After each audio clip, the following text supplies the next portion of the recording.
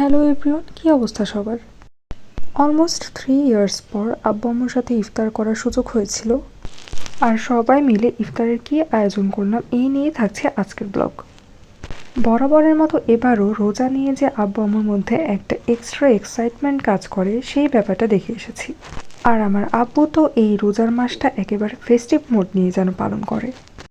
তো সেদিন আমার হাজব্যান্ডও গিয়েছিল এবং আমাদের সাথে ইফতারে সামিল হয়েছিল। আর এতে করে আমার আব্বু আম্মুর খুশি তো একেবারে চোখে পড়ার মতো।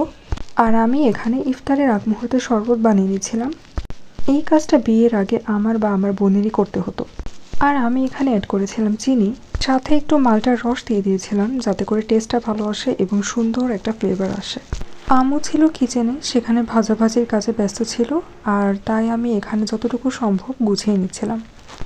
আচ্ছা, ওই যে একটা কেক দেখা যাচ্ছে, এটাকে কেউ নোটিস করেছেন? কেকটা অবশ্য আমি বানিয়েছিলাম। কেক বানানোটা কিন্তু আমি বেশ এনজয় করছি। আব্বু আম্মুর কাছ থেকে আসলে শিখেছি রমজান মাসটা কীভাবে ফেস্টিভ মোড নিয়ে পালন করতে হয়। আর এই যে এভাবে প্লেট সাজানোর দায়িত্বটা, এটাও হচ্ছে আমার পুরনো একটা দায়িত্ব।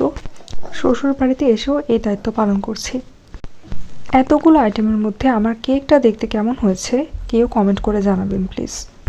আর ভোর রাতে সেহরির জন্য আম্মু রান্না করেছিল চিকেন, ইলিশ মাছ ভুনা আর চিংড়ি মাছ ভুনা।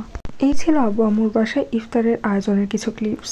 এখন যদিও বাসায় চলে এসেছি, কিন্তু এই ভিডিওগুলো একটা মেমোরি হয়ে থাকলো।